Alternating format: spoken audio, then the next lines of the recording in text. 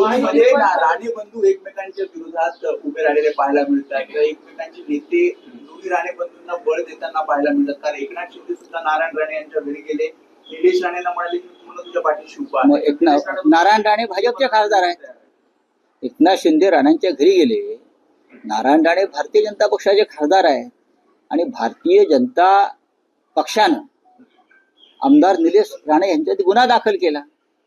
मी निलेश राणे यांचं अभिनंदन करीन की त्यांनी कशा प्रकारे पैशाचं वाटप होत आहे कोकणात हे दाखवण्याचा प्रयत्न केला. त्यांचे आमचे मतभेद असतील, पण शेवटी निवडणुकीमध्ये पैशाचं वाटप कशा प्रकारे होत आहे हे दाखवण्याचा प्रयत्न केला. याचा अर्थ शिंदे गटाचे लोक पैसे खर्च वाटत नाहीत का? जास्त वाटत. पण कोकणामधल्या एका भागामध्ये आमदार राणे, निलेश राणे